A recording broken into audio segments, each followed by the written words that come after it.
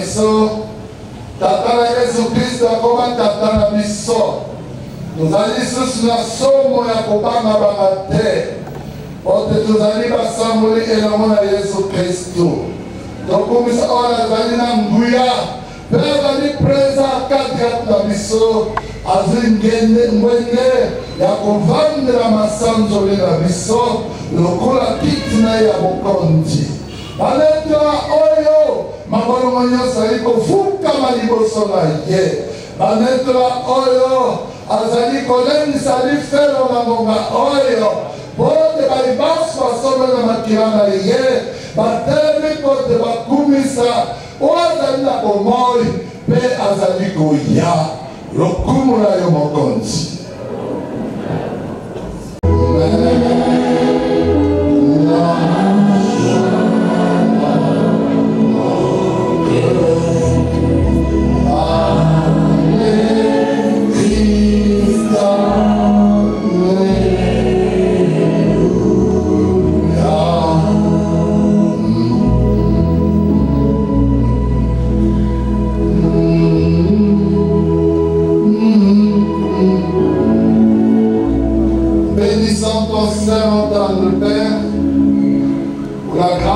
Accorde toujours à ton peuple. 2 jours dans ta maison valent mieux que 10 ans dans les bars en train de se livrer. Merci pour celui qui est là pour la toute première fois. Il a la grâce de t'écouter. Et parce que tu as quelque chose à communiquer à son cœur, quelque chose à semer dans son cœur. Nous sommes disposés à t'écouter par le Père pour que l'Esprit Saint soit notre partage en ce moment-ci. Moi, je vais prononcer quelques phrases avec l'onction du Saint-Esprit. Je n'ai pas besoin d'un discours vide et creux. Impose-toi pour ta gloire, notre Seigneur et notre Dieu. Parce que tu es fidèle et parce que tu es Dieu. Souffle, Esprit de Dieu. Souffle par la paix du Père. Affermis ceux qui chancellent. Convertis les inconvertis. Ramène à l'obéissance les hautains. Rabaisse les orgueilleux et élève les uns. Impose-toi pour ta gloire. Et que tout homme se reconnaisse menteur, pour que ton seul reste pour faire. Dans de saintes mains, nous confions le début comme la fin, au nom de Jésus.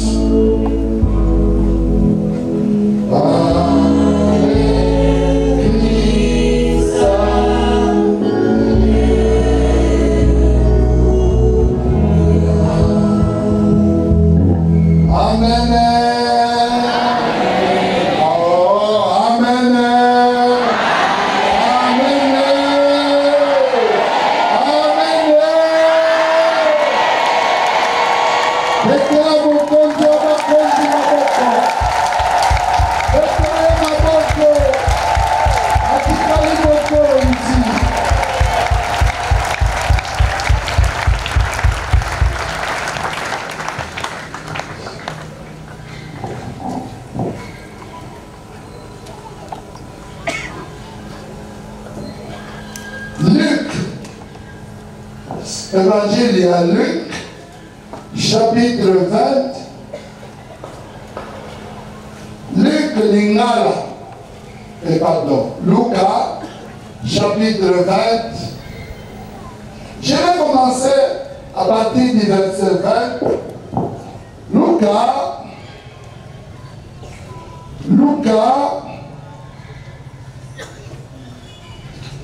Lucas chapitre 20. Le 20e verset, bon, jusqu'au 26e verset. Je vais ajouter un autre verset qui lui est semblable. Galates 6, 17. Amen. Amen. Amen. on ne veut pas travailler, on fait ça par courage. Amen. Amen. Ainsi soit-il. Amen.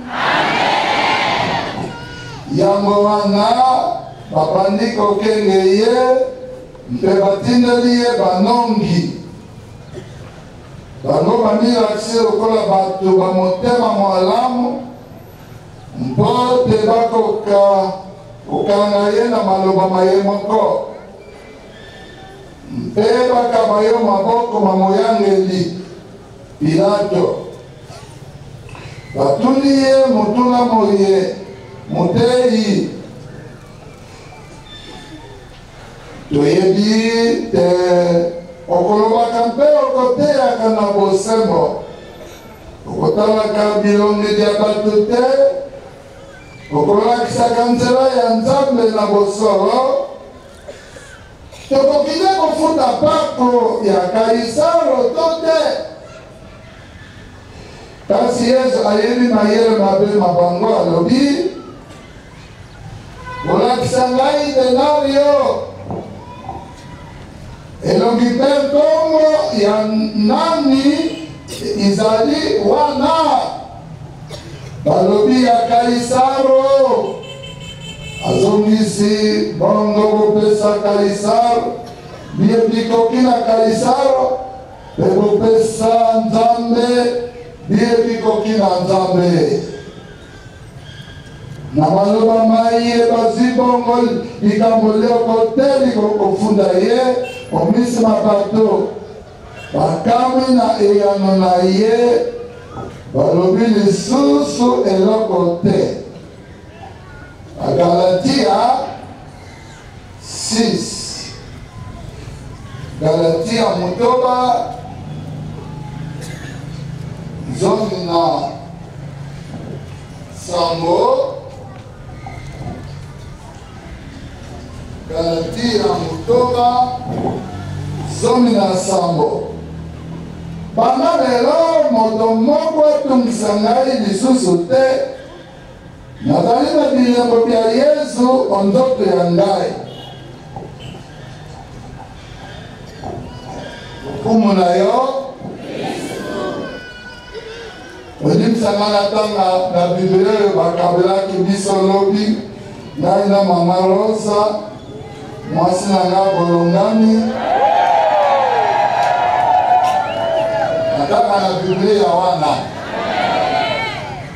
oamona ke nasenge na babiblia ebele kuna ya kozonga atinanga babiblia ebele ils se mirent là à les surveiller. Ils envoyaient des espions qui se donnaient la lire d'être de juste pour les prendre à l'une de ses paroles et les livrer au pouvoir du prince, à l'autorité du gouverneur. Ces gens l'interrogèrent, maître, nous savons que tu parles et tu enseignes bien, tu n'es pas partial, mais tu enseignes la voie de Dieu selon la vérité. Nous est-il permis ou non de payer l'impôt à César? Comprenant leur ruse, il leur répondit, montrez-moi un denier. Et qui porte-t-il l'image de l'inscription de César? Répondit-il. Alors il leur dit, rendez donc à César qui est à César, et à Dieu qui est à Dieu. Il fut incapable de le prendre à l'une de ses paroles devant le peuple, étonné de sa réponse. Ils gardèrent le silence. Alors, au 17e verset, de l'épître de Saint Paul aux Galates, il dit, désormais, que personne ne me tracasse. Comprenez cette phrase. Désormais, que personne ne me tracasse, car moi je porte sur mon corps les marques de Jésus. Amen. J'ai donné ce message à Lugo Seigneur a dit, je dois reprendre ça aujourd'hui. Nous avons les marques du propriétaire. Alléluia. Amen. Bilembo yankolo eloko. Amen. Amen. Soki mwasi abumisi chenette na ye, mokolo komona ona kingo na mutu, okokamwa. Mama ko reconnaître le chenette na ye. O atia bilembo na chenette na ye, o peji akokamwa. Tango mama ko lakisa, tala awa na beta sete. Awa, mama eza chenette na yo. Amen. Amen. Oh, amen. Tant ya Maranatha, okoyiba te, o bakoma Maranatha. Donc eza tant ya nani? Tant ya Vimipro, bakoma elembo na ye eza nini? Vimipro. Amen. Talo ya mama bali bade, batobola liso moko. Amen. Batobola litori moko s'il vous plaît. Amen. Et mosusu bapasala muke. Amen. Moi ya papa molifuku azwa mwana ye akanga ye mwasi na moke mwana na kate ata mwana ngo ebungi papa molifuku akoyeba mwana ye libata ya papa moko akanga na mapapu. Haleluya. Akanga na mapapu singa ata ekolala na ndako na yo bakoyeba te ezali libata ya papa. Amen. Ata balengilango base bomoni bawo balati eza na bilembo oyibi yango mokolo akomona kaka yango na nzoto na moto akoyeba. Amen. Eloko na eloko eza na elembo ya nkolo na ye. Haleluya. Eloko na eloko eza na elembo ya nkolo na yango. Amen. Chaque objet porte les marques de son propriétaire. Amen. Alors l'église doit porter les marques de Shiloh. Mobali wa libala esengeli eklesi elape bilembo ya nani? Amen ya Yesu. Amen. Momo wana ezalaki ya Kaisa. Ezalaki na bilembo ya nani? Elongi ya nani? Momo ya nani? Oeza momo ya nani? Amen.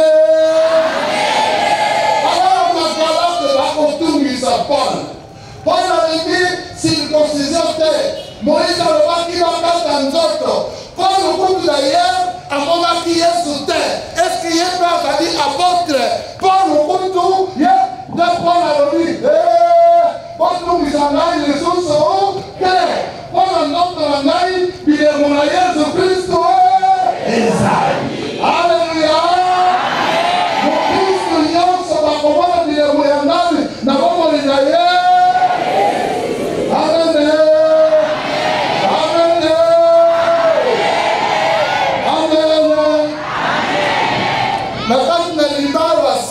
Mwasi apesi mutu awa mobali mutu boye elemenanwa.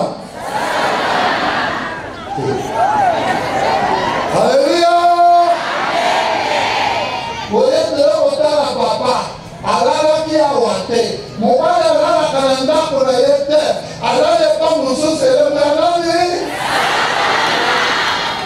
Bon, mwasi ya siliki akende mobali ya bango motema na ye epema. O azite mwana na mutu. Ozale mwana nini? Sawa? Haleluya. Mobali epai, mwasi epai. Elembo nani? Mwasi na ndako ya bana, chambre ya bana, mobali na chambre ya libala ye moya nani nga balobi yango te. Alléluia. Mobali alala epai mwasi epai elemba nani ayoka bino te elemba nani libala wana ya nani. Attention. Alléluia. Bon, mutu epai elemba nani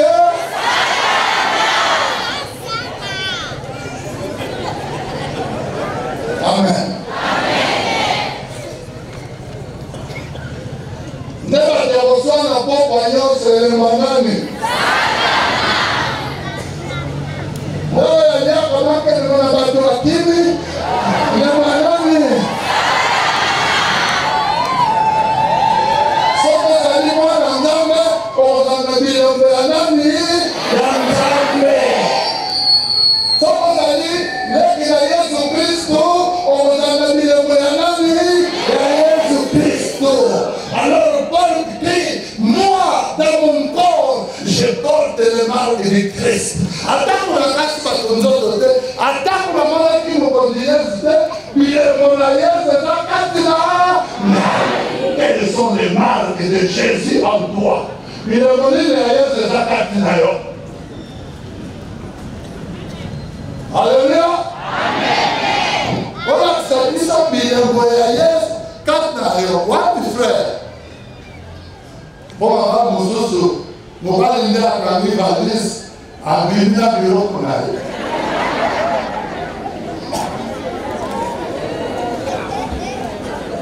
Et c'est mon mimi par la Nidala, oh yo. Et c'est mon mimi. Moussou, ça y est, ça dit là. Alors, finalement, la moelle n'a pas dit qu'elle a un bureau. Zombie n'a pas le mal d'ailleurs, que nous dit qu'elle a tiré. Il y a un bon là qui va, il a amené. Papa n'a pas de simanango, n'a renouveau, papa n'a pas de masala. Et puis il a moyen de dire. Amen.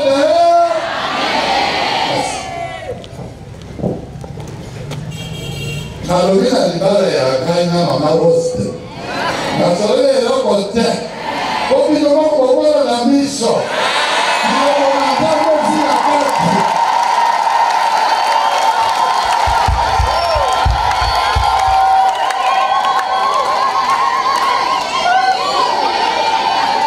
Haleluya. Kama tuna kalibala mudei na bakawa. Ebanda bondi yo ya kutika na hadi ya mambo kauni. Wakawaki wana atawa yemli, atawa soloni, atawa solo la banzelu, c'est dangereux. Tu risques de partir en enfer. Pour les gens au mouquet, on y va venir mouquet de libala. Amen. Amen. Bon. Libala, aboti na Kindole, aboti na Kazama, aboti na Msele, ele mwanani? Nabu na bino, ele mwanani? Bon, natuni bino. Kokota, mura mwana, escalier, ele mwanani?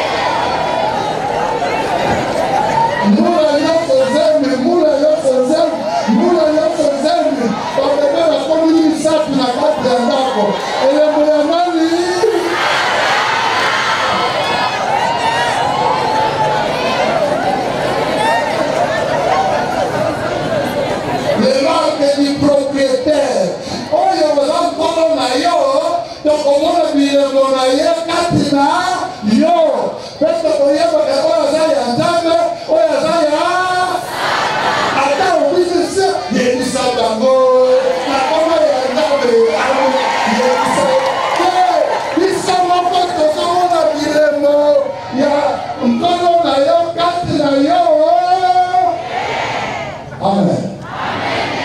Ozonga kuiti poko yos. on a maman. Yo, le mot balaki n'a pas la balaki. Marche na tata.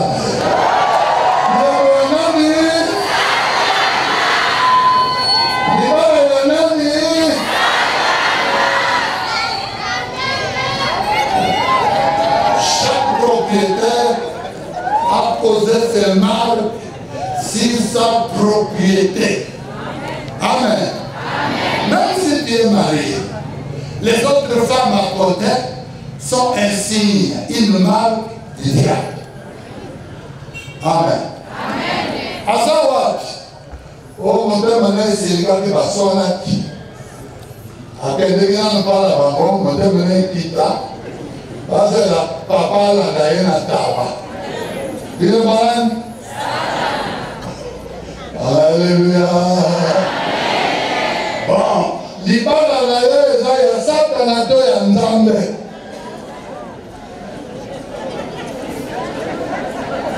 Alléluia. Ma fille mouton. Ma tournée ma belle. Amen. Amen. Non, mes chers frères, Paul avait le marque de Jésus en nous. Comment il m'a pris sur la marque de Tongo, parce qu'il m'a fait ça, nous, à Antioche. Maman, il était. Kuna na Antioquia, baye kono na Yesu, bazo seka lokola Jésus-Christ, balada lokola Jésus, bazo lia lokola Jésus, ne balobi, tobe na mamoba nani, tobe na mamoba Christ. Amen. Ne perds pas ton temps, parce qu'on se dit pas la vérité. Ne perds pas ton temps, que ta vie a là-bas 6 000 et bien 1000 ans. Ne perds pas ton temps, parce qu'on sait que le polygamie, c'est pas grave. C'est grave. Oh, et ça va qui pour te nommer à sa conséquence, il y a pour ça la macamoine. Ce qui Abraham a dit, à quoi il a macamoine, dans l'action les conséquences, il y a pour ça pas 6 000 balais. De toute façon, pas 6 000 balais, conflit à bande et aussi la candelle. Attends, on va voir l'héritage et aussi la terre. Oh, maman, la banane là. Le banane la banane, non pour la maman. Alléluia. Je voudrais que les charismatiques portent les marques du Seigneur. On voit les signes de Jésus en toi. Parce qu'il y a Jésus, on l'a à Jésus, on sait à Jésus, on tape à Jésus, on l'a à Jésus, on met à Jésus. Alors là, on dira que tu as les marques de ton propriétaire. Amen. On dit, mon papa nous a dit, oh, Nathalie, mon papa, la Moïse était, dans le Bibaka, sur notre côté, l'essentiel des Aboyami. Oh, Paul, d'ailleurs, à mon ami, Jésus. Ah oui, dans la qui n'a Jésus, à sa Biblia qui n'a Namachomé, à ta Congo, comme on dit, mon allié, et ça, 4 dans notre langue. Amen.